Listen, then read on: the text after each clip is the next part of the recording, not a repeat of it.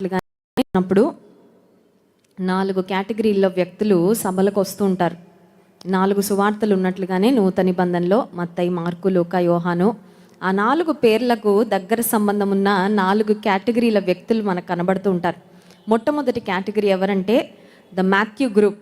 అంటే మత్తయి అతని జీవితానికి కాదు కానీ ఆ పేరులో నుండి ఒక చిన్న మాట తీసుకుంటా. మాథ్యూ అనే మాటలో నుండి మ్యాట్ అనే పదం తీసుకుంటే ఇలాంటి చక్కని సభలు జరుగుతున్నప్పుడు ఎవరి చేపల వారు, ఎవరి బెడ్షీట్ల వారు, మ్యాట్ అంటే చేప కదండి, పట్టుకొని వస్తారు, చక్కగా పరుచుకుంటారు, కూర్చుంటారు, దేవుని వాక్యం వింటారు, ఎలా వచ్చారో అలా తిరిగి వెళ్ళిపోతారు. హృదయం అనే పలక మీద దేవుని మాటలు రాసుకోకుండా ఏదో కాలక్షేపం కొరకు వచ్చే గుంపు మొదటి గుంపు. మరి కాంతి టీవీ ఆధ్వర్యంలో చాలా ఘనంగా ఈ సభలు, మరి ఈ రోజుల్లో ఏది చీప్గా ఏది ఈజీగా జరగట్లేదు. ఇంత గంభీరమైన ఏర్పాట్లు మరి కాంతి టీవీ ఆధ్వర్యంలో రాజుగారి కుటుంబం వారు చేశారంటే దీని వెనకాల చాలా ఖర్చు ఉంది. ఎవరు చేపలు తెచ్చుకొని పని లేకుండానే చక్కగా కుర్చీలు అన్నీ ఏర్పాట్లు చేశారు. చేయాల్సింది ఒకటే, ఇక్కడ ఉన్నవారు దేవుని వాక్యాన్ని మరి ఓపెన్ హార్ట్తో, ఓపెన్ మైండ్తో స్వీకరించి వాక్యాన్ని నూరంతలుగా ఫలించినట్లుగా మన జీవితంలో అనుమతించినప్పుడు దేవుని వాక్యం ద్వారా దీవెన పొందుకుంటాం. మొదటి గుంపు ద మ్యాట్స్ గ్రూప్. రెండవ గుంపు ఎవరంటే ద మార్క్స్ గ్రూప్. ఈ గ్రూప్ చాలా డేంజర్ అండి.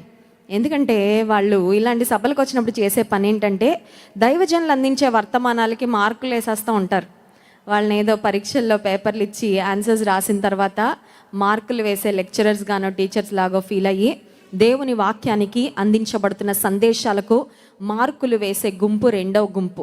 వాక్యాన్ని విని వాక్యం చెప్పిన దైవజనునికి మార్కులు వేస్తే మనకు ఎలాంటి ఉపయోగం ఉండదు, కానీ వాక్యాన్ని విని మన జీవితాన్ని మనం అనలైజ్ చేసుకొని వాక్యపు వెలుగులో పరీక్షించుకొని నేను ఎక్కడున్నాను, నా ఆత్మీయ స్థితి ఏంటి, దేవా నన్ను సరిచేయి, దేవా నన్ను స్థిరపరచు, నా లోటుపాట్లు నేను తొలగించుకుంటా, నా బలహీనతలు విడిచిపెడతా, పాపాన్ని విడిచిపెడతానని దేవుని సన్నిధిలో మనకి మనం మార్కులు వేసుకొని వాక్యపు వెలుగులో పరీక్షించుకుంటే మేలు. రెండవ గుంపు మార్కుల గుంపు. మూడవ గుంపు ఎవరంటే ద లూక్స్ గ్రూప్. ఈ లూక్స్ గ్రూప్ ఎవరంటే సభకు వస్తారు కానీ కళ్ళు ఇటు అటు తిరుగుతూనే ఉంటాయి. మరి వేదిక మీద అందించబడుతున్న దేవుని మాటల కన్నా ఎక్కువ వాళ్ళకి దేని మీద ఇంట్రెస్ట్ ఉంటుందంటే ఈ డ్రెస్ ఎలా ఉంది, మరి లైటింగ్ ఎలా ఉంది, ప్రక్కవారు ఏ చీర కట్టుకొచ్చారు, ఏ షూస్ వేసుకున్నారు, ఏ బ్రాండ్ వాచ్ పెట్టుకున్నారు, ఇక వీటి గురించి అనమాట. అంటే దేవుని వాక్యం మీద కాకుండా they look around instead of focusing on the word of God. దేవుని వాక్యం మీద దృష్టి నిలపకుండా అటు ఇటు చూసేవారు. అలా ఉంటే మనకు ఎలాంటి ప్రయోజనమో కలుగదు. విశ్వాసమునకు కర్త దాన్ని కొనసాగించు యేసు వైపు చూస్తూ దేవుని వాక్యంపై మన శ్రద్ధ నిలపగలిగితే ఆశీర్వాదం.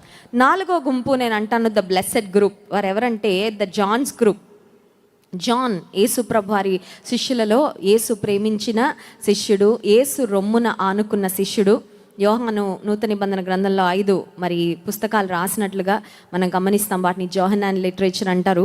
యోహాన్ రాసిన 3 పత్రికల్లో ప్రేమను గురించి ఎక్కువ మాటలు రాశాడండి. ఎందుకంటే యేసే యొక్క ప్రేమను బాగా పొందుకున్న యోహాను దేవుని ప్రేమ యొక్క ప్రశస్తత, దేవుని ప్రేమ యొక్క విశిష్టత, దేవుని ప్రేమ విశ్వాసికి ఎంత అవసరమో దాని గురించి చాలా మాటలు రాశాడు. మరి నాలుగో గుంపులో నీవు నేను ఉండగలిగితే, నాలుగో గుంపు ఎవరంటే యేసయ్యను బహుగా ప్రేమించి ఈ సభల ద్వారా నేను ఇంకా యేసయ్యకు దగ్గర అవ్వాలి, ఆయన మనసుని ఇంకా నేను లోతుగా తెలుసుకోవాలి, ఇంకా విశ్వాసపు లోతుల్లోకి నేను వెళ్ళాలి, దేవునికి నాకు మధ్యలో ఏ పాపం ఉన్న దాన్ని విడిచిపెట్టి దేవునికి దగ్గరగా బ్రతకాలని మరి ఒక ధ్యాసతో, అది మాత్రమే వారి గురిగా ఎవరిక్కడ కూర్చుంటారో వారి జీవితంలో మేలు పొందుకుంటారు. అట్టి వారిగా ఇక్కడున్న ఈ కాంతి మహోత్సవాలకు వచ్చిన ప్రతి ఒక్కరిని దేవుడు తీర్చిదిద్ది బలపరచును గాక.